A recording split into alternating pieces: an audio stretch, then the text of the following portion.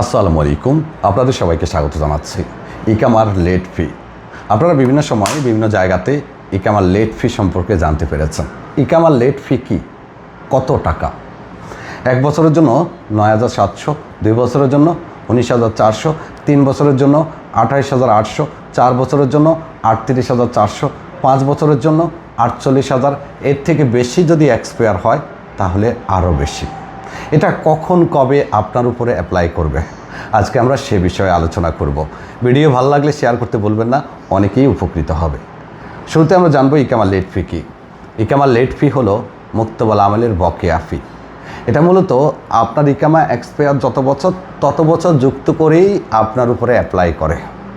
তবে 2 ধরনের লোকের ইকামার লেট ফি আসে। যাদের ইকামা এক্সপায়ার, এদের মধ্যে কিছু সংখ্যক লোকের, সবার না আবার, আর যাদের হুরুব আছে তাদের ক্ষেত্রে সবারই পিছনের মুক্তবালা আমেল বকেয়া টাকা পুরাটাই শো করে। ও হ্যাঁ, এখানে আরেকটা তথ্য আপনাদের সাথে শেয়ার করি। উদাহরণস্বরূপ ধরুন আপনি ছোটো মুআসাসার কর্মী ছিলেন, কোনো কারণে আপনি ইকামা করেননি। এক্ষেত্রে আপনার যে পিছনের মুক্তবালা আমেল, এই যে বকেয়া টাকা, এটা কিন্তু 100 রিয়াল হিসেব করা হবে না, এটা 9,600 রিয়াল 700 রিয়াল হিসেব করা হবে। 9,600 প্লাস 100 700 রিয়াল হিসেব করা হবে। তবে যাদের ইকামা এক্সপায়ার তাদের সবার কিন্তু পিছনের মুক্তবালা আমেলের সামনে আসে না। প্রথমেই আমরা তথ্য দিই হুরুবপ্রাপ্ত যারা আছেন তাদের বিষয়ে। যাদের ইকামাতে হুরুব আছে তারা যদি কোথাও কাফালা হতে চায়, কফিল যখন তলব পাঠায়, তলবের সময়ে বকেয়া সমস্ত টাকা শো করে। উদাহরণস্বরূপ যদি আপনার 1 বছর ইকামা এক্সপায়ার হয় তাহলে 9,700 রিয়াল শো করবে, 2 বছর হলে 19,400 রিয়াল শো করবে, 3 বছর হলে 28,800 শো করবে। কফিল তলব দেওয়ার সময় স্পষ্ট স্ক্রিনে লেখা থাকবে এই কর্মীর বকেয়া ফি এত, তুমি যদি এর দায় নিতে চাও তাহলে অ্যাকসেপ্ট করো। কফিল অ্যাকসেপ্ট করার পরে কর্মীর কাছে কাফালা রিকোয়েস্ট দেওয়া। এটা হলো হুরুবপ্রাপ্তদের ক্ষেত্রে হয়। হুরুবপ্রাপ্তদের কাফালা হওয়ার সময়ে স্ক্রিনে বকেয়া সমস্ত ফি স্পষ্ট লেখা থাকে। ইকামা এক্সপায়ারদের যদি কোনো কারণে তার বকেয়া টাকা আসে, সেটা কিন্তু স্ক্রিনে শো করে না, এবং এটা একটু ব্যতিক্রম হয়, একটু পরে জানাচ্ছি। তো আপনার যদি হুরুব থাকে, আপনার পিছনে যত মুক্তবাল আমেল আছে সবই আপনার সামনে চলে আসবে, কিন্তু এটা আপনার ইকামাতে আসবে না, আসবে আপনার কফিলে মুআসাসায়।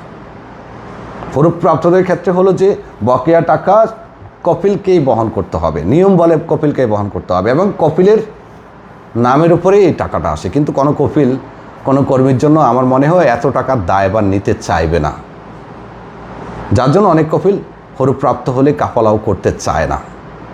আবার অনেকে সামনে যা হবে হবে, খাল্লিবাল্লি করে নিই, অনেকে আবার করে ফেলে।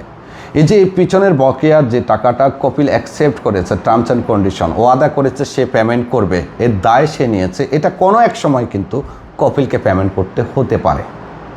আর হুরুবপ্রাপ্তদের সুবিধা হলো যে তাদের কাফালার আগেই তাদের বকেয়া টাকা শো করে, এবং এর দায়টা কফিলের উপরে যায়, হিসাবটা কফিলের উপরে থেকে যায়। আর যাদের ইকামা এক্সপায়ার আছে, এর মধ্যে কিছু সংখ্যক লোকের পিছনের বকেয়া টাকা চলে আসে। কাদের? যেমন ধরুন আপনাদের কফিল মুআসাসা বন্ধ করে দিয়েছে, আপনি মুআসাসায় আছেন কিন্তু মুআসাসাটা নাই, মুআসাসায় আছেন কিন্তু মুআসাসা নাই, অর্থাৎ মুআসাসা একেবারে মুছে দিয়েছে, মুক্তবালা আমলে আপনার কফিলের কোনো অ্যাকাউন্ট নেই। এক্ষেত্রে আপনার পিছনের মুক্তবালা আমেল আপনার সামনে চলে আসবে।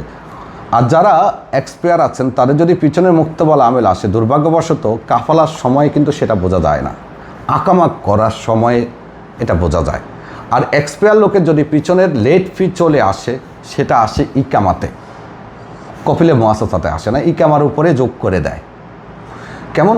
যেমন ধরুন আপনার আল্লাহ না করুক কোনো কারণে চলে আসলো, আপনার 1 বছর যদি এক্সপায়ার হয় তাহলে আপনার 9,700 রিয়াল বকেয়া টাকা যুক্ত করে রানিং বছরেরটা যুক্ত হবে, রানিং বছরেরটা যোগ হবে, তারপরে আপনার ইকামার মুক্তবালা আমেল শো করবে। এটা হলো ইকামা এক্সপায়ারদের ক্ষেত্রে।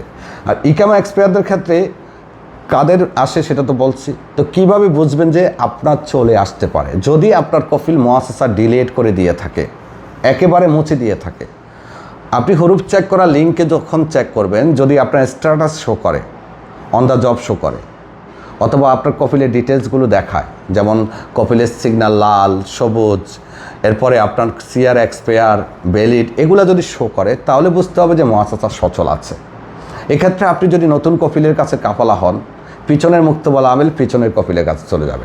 রানিং বছরের যে জরিমানা রানিং বছরের যে মুক্তবল আমেলের ফি আছে সেটা পেমেন্ট করবেন, আর জাওয়াজাতের প্রত্যেক বছরের 650 রিয়াল করে সেটা পেমেন্ট করবেন। আপনার ইকামা হয়ে যাবে, পিছনেরটা পিছনের কপিলের কাছে চলে যাবে, যেহেতু তার মুআসাসা সচল আছে। যদি মুআসাসা সে ডিলেট করে দিয়ে থাকে তখন তো তার পকেট বন্ধ, তার মুআসাসায় নাই, তার অ্যাকাউন্টে নাই। মুক্তবল আমল যেটা করে ওই টাকা কর্মীর উপরে দাবিয়ে দেয়, তখন গিয়ে আপনাকে মুক্তবল আমলের ফিটা পেমেন্ট করতে হবে, লেট ফিটা পেমেন্ট করতে হবে।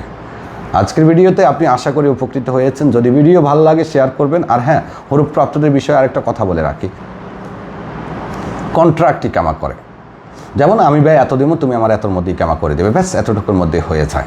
ধন্যবাদ সবাইকে, ভালো থাকবেন, আল্লাহ হাফেজ।